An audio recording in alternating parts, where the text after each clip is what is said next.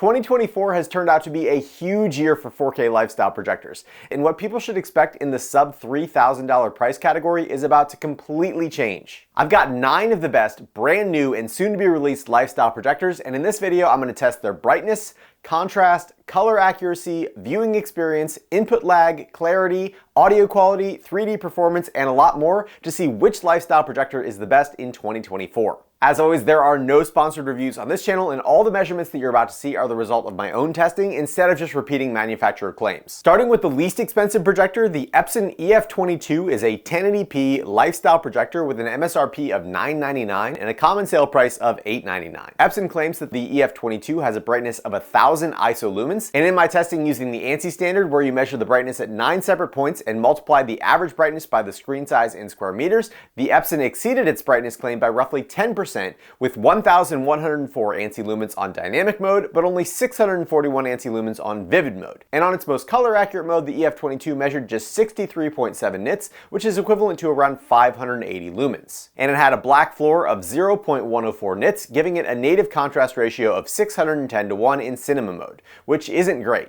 But in dynamic mode, the peak brightness increased significantly to 117.8 nits without raising the black floor, resulting in a much better contrast ratio of 1061:1. After that, with an MSRP of $1799 but a common sale price around $1299, is the 4K BENQ X300G.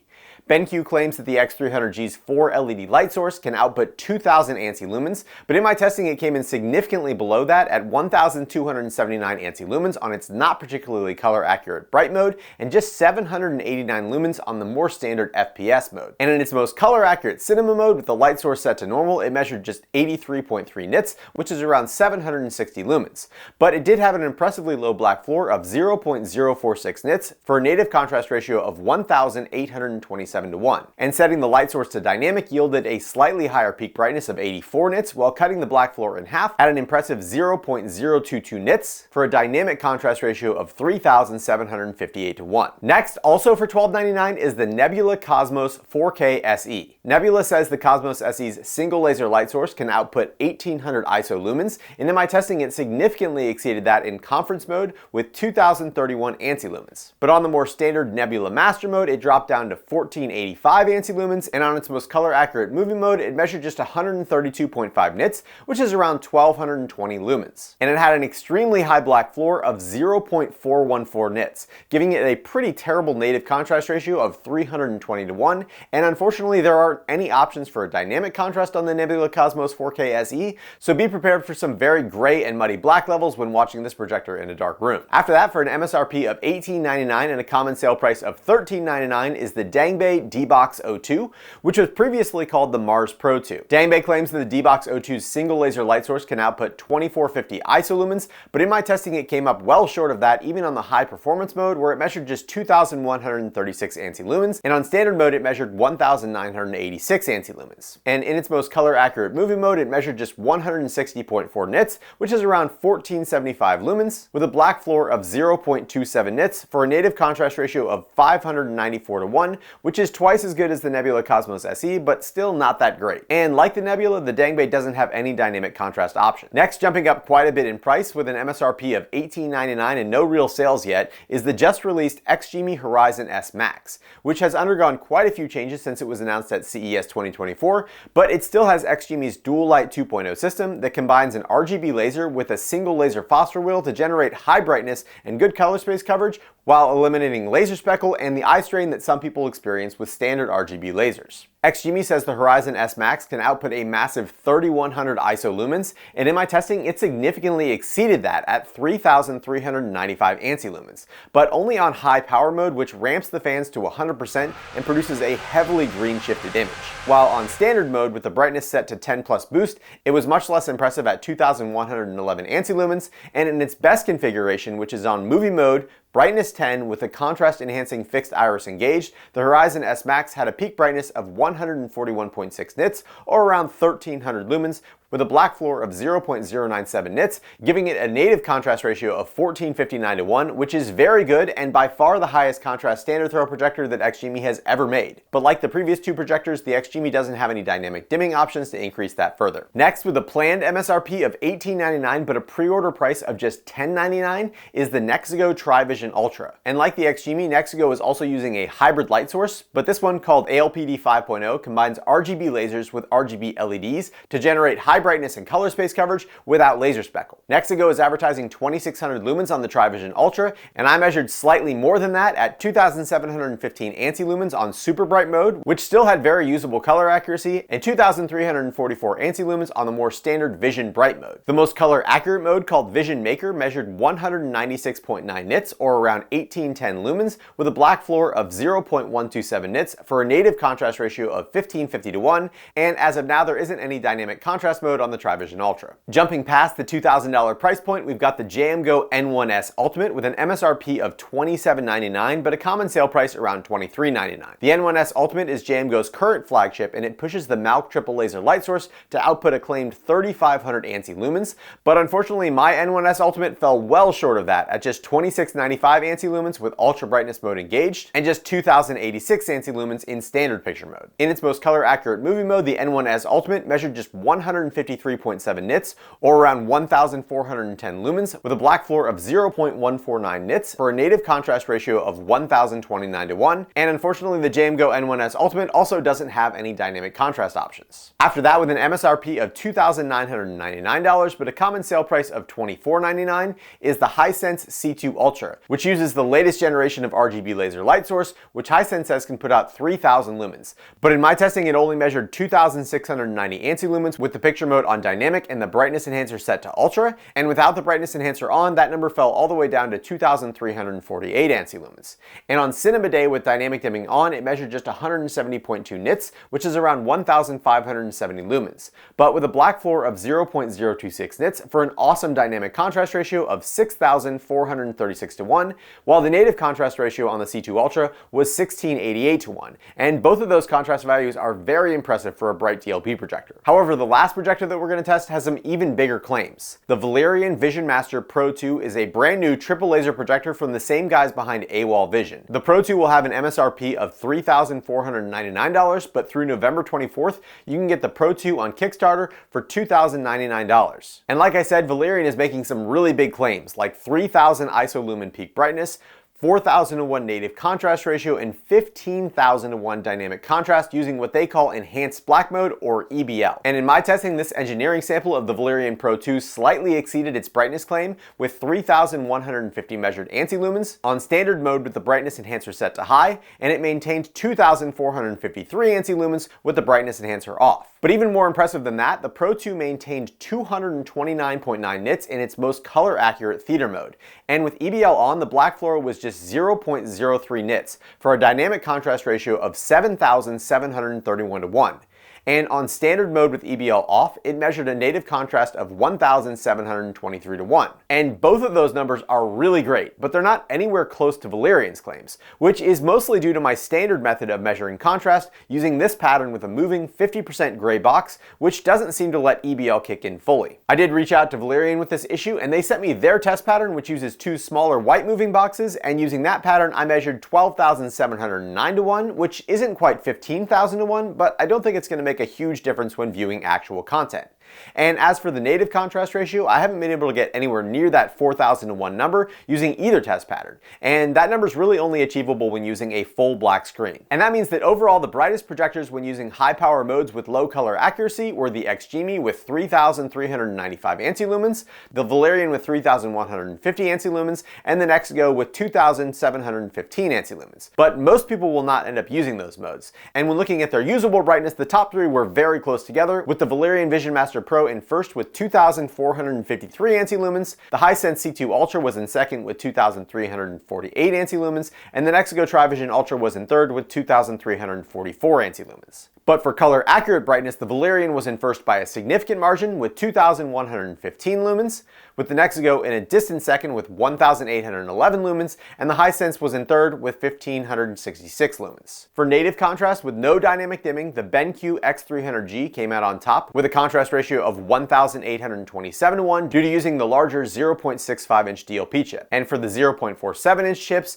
the Valerion was in second with 1,723 to 1, and the Hisense C2 Ultra was in third, measuring 1,688 to 1. And after enabling dynamic dimming on their most color accurate modes and measuring using my standard test pattern, the Valerion had by far the highest dynamic contrast at 7,731 to 1, followed by the Hisense at 6,436 to 1, and the BENQ still had a respectable 3,758 to 1 dynamic contrast ratio. And along with brightness and contrast, color is equally important for producing a high quality projected image. And color has two important attributes. First is how many colors can be produced by the light source, which we call the color gamut. And the second is how accurately a projector can produce the requested color, which we call the delta error, or DE. Looking at color gamut, this diagram represents all the colors that our eyes can see.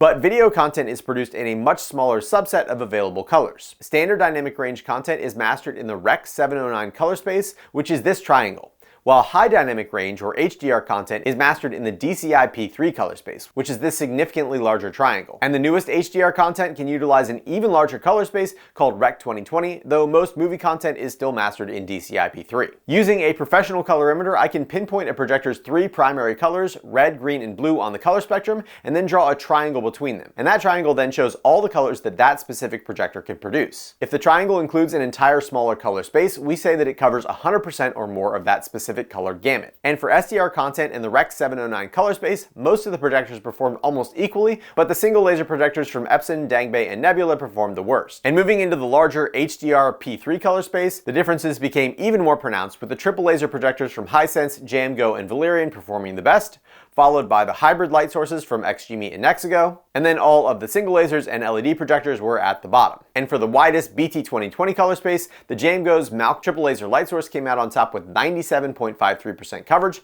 followed closely by the triple lasers from Valerion and Hisense, then the hybrid light source from Nexigo, and the rest of the projectors were below 80% BT 2020 coverage. And when looking at color accuracy, I profiled my C6 colorimeter with my Jetty 1501 high-res spectroradiometer, and then I used Calman Ultimate's SDR color checker to measure each projector's out-of-the-box delta error, and I found that most of the projectors were surprisingly accurate. And any delta error under 3 is generally regarded as the point where the naked eye can't tell the difference between two colors. And that means that the Hisense C2 Ultra and XGIMI Horizon S Max were both exceptionally accurate.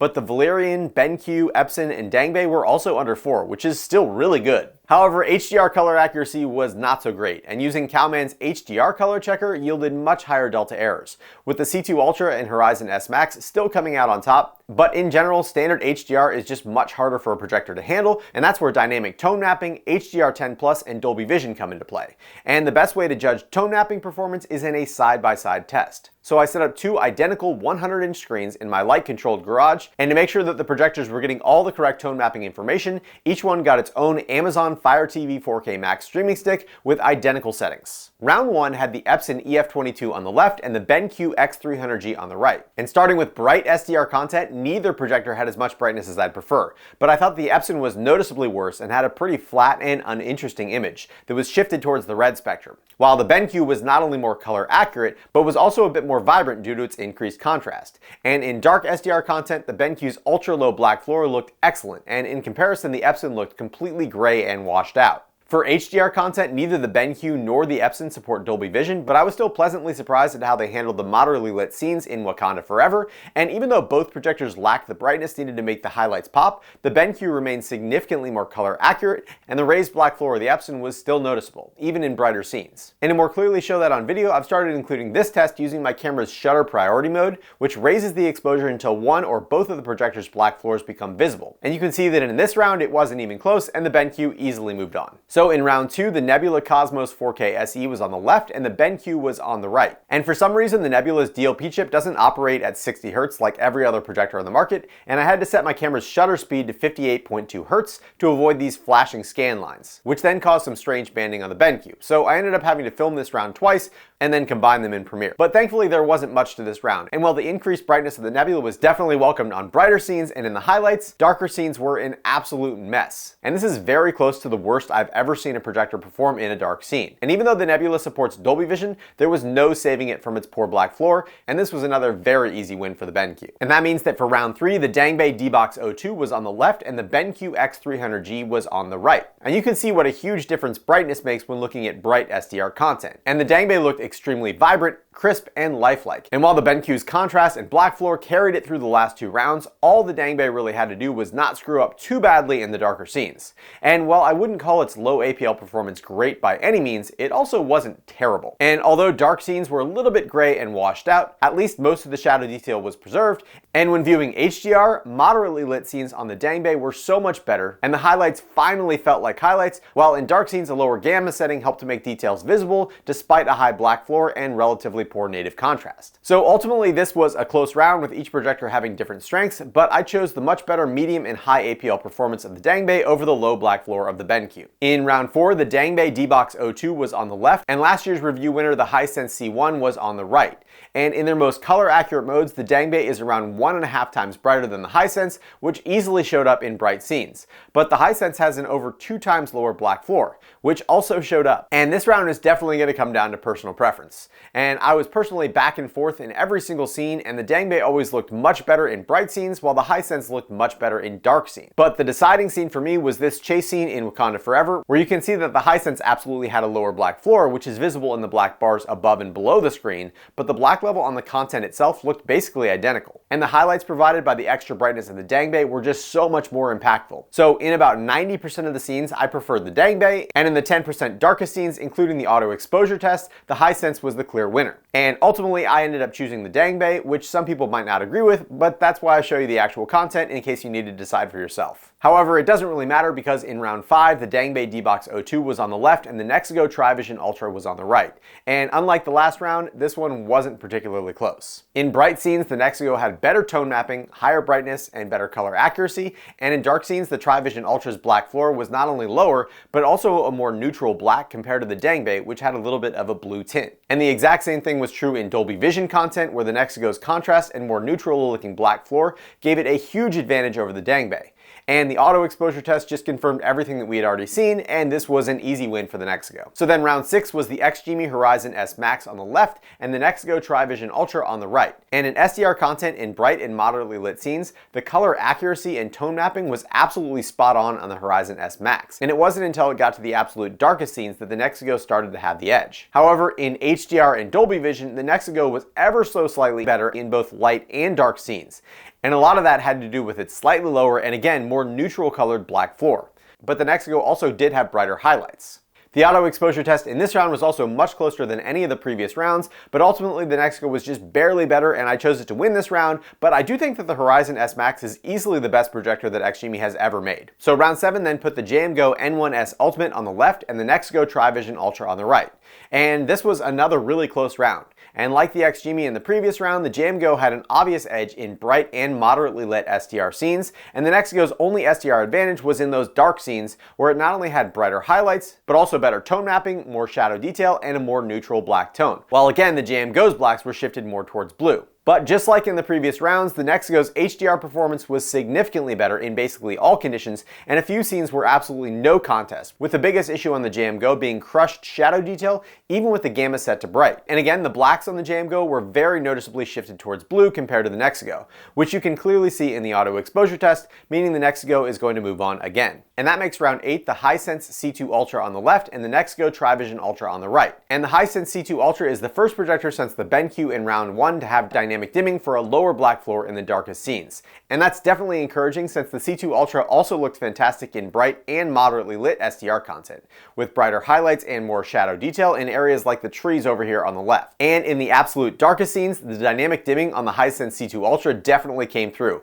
lowering the black floor significantly compared to the Nexigo, leading to a much more contrasty image while preserving shadow detail. And I have to be honest, this was my first oh wow moment while I had shooting this video, because the Hisense C2 Ultra looked absolutely excellent excellent. However, in Dolby Vision content, the C2 fell a little bit flat. And it's not that it didn't look good, it just didn't look as good as I was expecting, and the dark scenes didn't seem to be getting the same amount of dynamic dimming as the SDR scenes. And in about half the scenes, I thought that the Nexigo actually looked better than the C2 Ultra. But I did feel like the dynamic dimming performance of the Hisense combined with a very solid performance in bright and moderately lit scenes earned it a win in this round. Even though the particular scene that I selected for the auto exposure test was too brightly lit for the Hisense dynamic dimming, resulting in the Nexigo actually having a lower black floor about half the time. And that means that the final round is the Hisense C2 Ultra on the left and the Valerion Vision Master Pro 2 on the right. And in bright SDR content, these two projectors were basically indistinguishable from each other. But in moderately lit scenes, the Valerion's enhanced black level mode absolutely mopped the floor with the Hisense high dynamic mode. Not only more effectively increasing the contrast and lowering the black floor, but occasionally I could see the Hisense step its laser power up and down in the middle of the scene.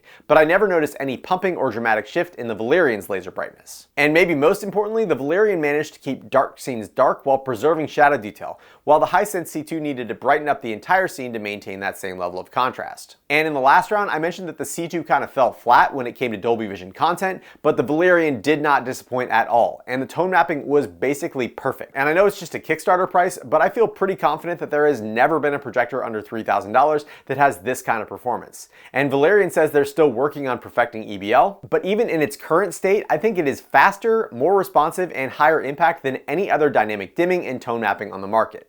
And that means that the final rankings for viewing experience were the Valerion Pro 2 on top by what I thought was a pretty significant margin, followed by the Hisense C2 Ultra, which seems to have all the right hardware to compete but pretty weak software, and the Nexigo Tri-Vision Ultra in third, which seems to have the opposite problem with great tone mapping and firmware, but no dynamic dimming support with its ALPD 5.0 light source. But there's still a lot more stuff to measure and talk about, starting with input lag, which is really important if you want to play video games on your projector. I measured the input lag using the industry standard Leo Bodner lag tester, and I found that at 4K 60 Hz, the BENQ X300G was at 16.7 milliseconds, which is the theoretical minimum input lag for a DLP projector. But the majority of the projectors were under the 20 millisecond mark, meaning they are excellent for all levels of gaming. While the Hisense, Epson, DangBei, and JMGO were all in a more casual gaming input lag range. At 1080p 120 Hz, only the BENQ, Valerion, Nexigo, and Hisense improved their input lag from their 4K 60 numbers, with the BENQ only missing the theoretical minimum by 0.1 milliseconds,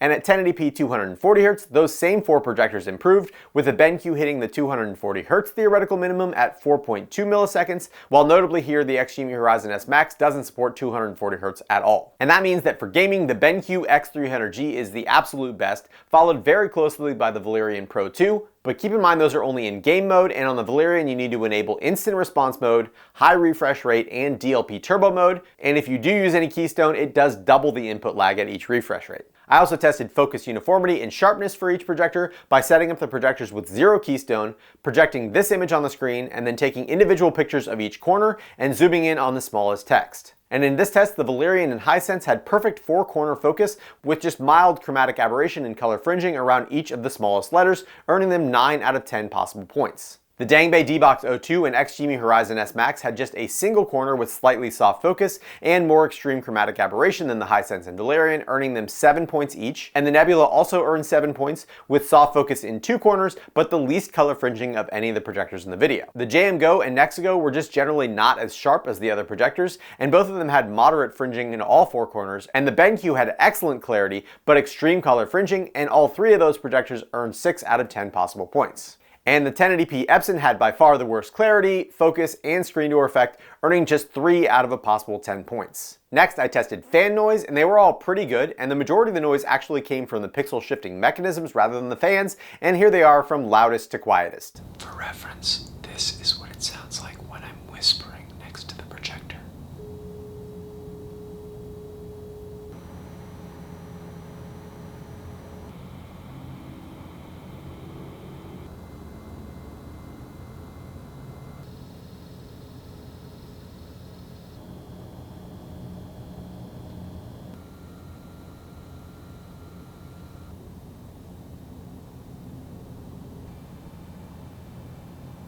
Also, being lifestyle projectors, I would expect their internal speakers to be both loud enough and high quality enough to use them for a movie night, but overall I was a little bit disappointed in their internal speakers.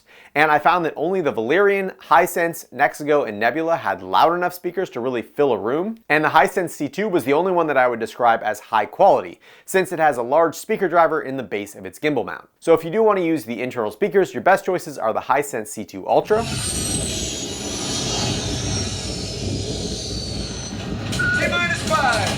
R2, Valerion Pro 2,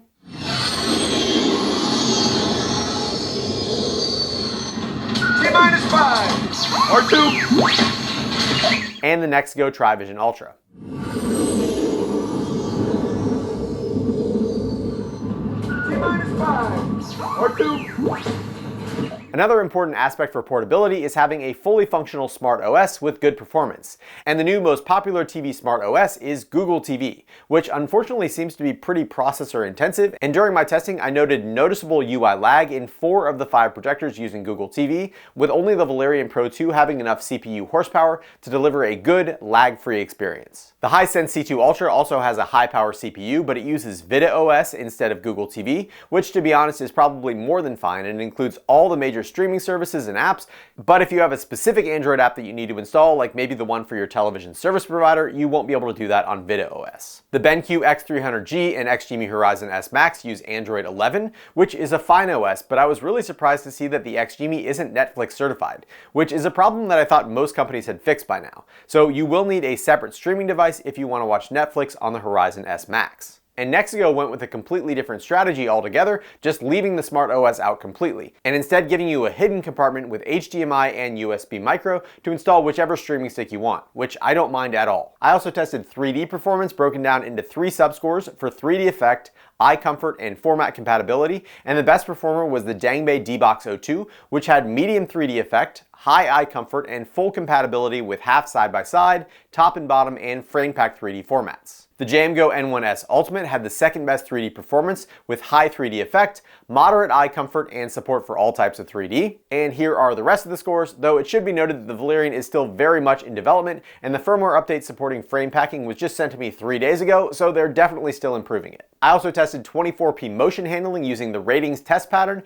and I found that only the BENQ, Valerion, and Nexigo Tri-Vision Ultra were able to change their DLP frequency to 48 Hz to properly display 24p content, and the BENQ and Valerion automatically perform the change when they're fed 24p content, while the Tri-Vision Ultra needs to have 24p mode switched on in its settings. However, in this section, I do want to point out that DLP is not able to produce motion blur, so I personally prefer to keep frame matching off in my player settings to avoid any motion stutter during smooth panning shots, but you may not be as sensitive to it as I am. And speaking of individual sensitivities, I also tested for DLP Rainbow Effect using my standard test pattern with MEMC off, and I found that the Valerion Pro 2, Hisense C2 Ultra, and Nebula Cosmos SE all had low RBE, and all the other DLP projectors had a normal moderate amount of RBE, while the Epson EF22 obviously had none because it uses 3 LCD projection and not DLP. Tri-laser speckle can also be an issue based on the type of screen that you're planning on using, and I found that while JMGO has significantly reduced the laser speckle between the N1 and N1S series of projectors,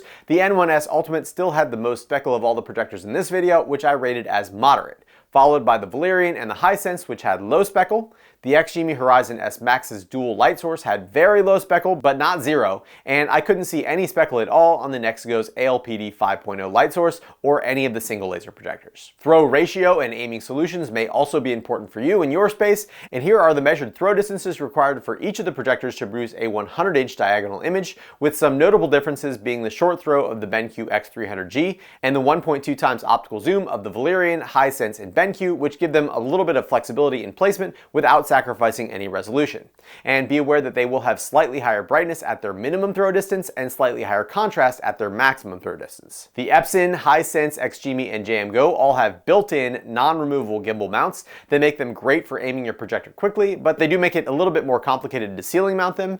And the Dangbei and Valerion both have optional gimbal stands that screw into the center quarter 20 tripod mount. And before we wrap things up, I'm adding a new miscellaneous section for noting anything else that I thought was important, starting with the power connector. If you're planning on moving these things around a lot, you should know that the power bricks for the Nexigo and the XGIMI are absolutely massive compared to the others. And the Valerion is also unique in that it is a wall wart instead of a standard power brick, which I'm not sure if I like or not. And the Nebula Cosmos is the only one that has a built-in power supply. And then last, when looking at their remotes, most of them are lacking the correct number of buttons to easily navigate their operating system, with the biggest offenders being the Dangbei and the Nebula that require navigating through 3 submenus just to get to the picture settings. While the Valerion, Nexigo, BENQ, and Hisense all have the most intuitive and easiest to use remotes with backlights and a useful number of buttons. And now it's conclusion time.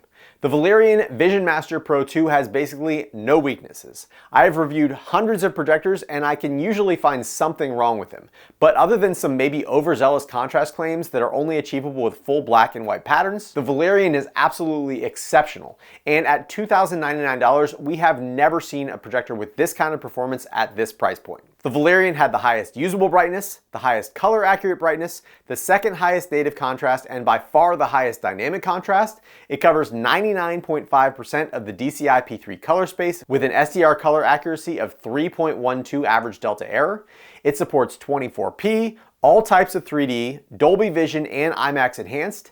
It's got exceptionally low input lag, 1.2 times optical zoom, great clarity, great autofocus and keystone, a built-in aiming kickstand with an optional gimbal mount, a useful remote with a snappy processor for its Google TV operating system, and most importantly, it finished first in the side-by-side viewing experience testing, and honestly, the final round versus the Hisense C2 Ultra wasn't even close. If you're watching this video after November 24th when the Kickstarter ends and the Pro 2 is at its full retail price of $3,500, that's definitely going to sting a little bit, but it may still be the best option available even at that price. If you've watched my channel before, you know that I am very rarely this definitive about recommending a product. And remember, there are no sponsored reviews on this channel, but the Valerion Pro 2 is ridiculously good, and the Max will likely be even better. The Nexigo Tri-Vision Ultra was basically the only other standout in this video, based strictly on its price versus performance ratio.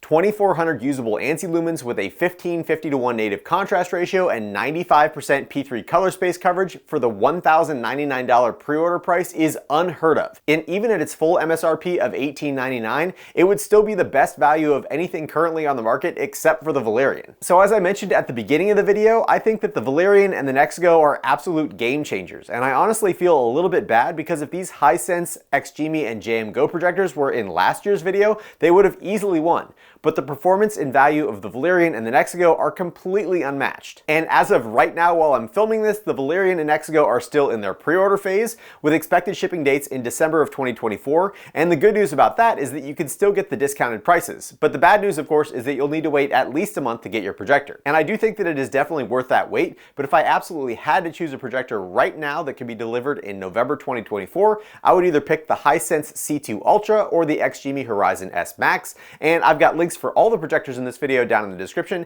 and as always, I appreciate when you use those links, since as an Amazon affiliate, I do earn a small commission on the sale at no cost to you. I'd also like to thank all of my awesome patrons over at Patreon for supporting my unsponsored reviews, and if you're interested in supporting my channel, please check out the links down in the description. If you enjoyed this video, please consider subscribing, and as always, thanks for watching The Hookup.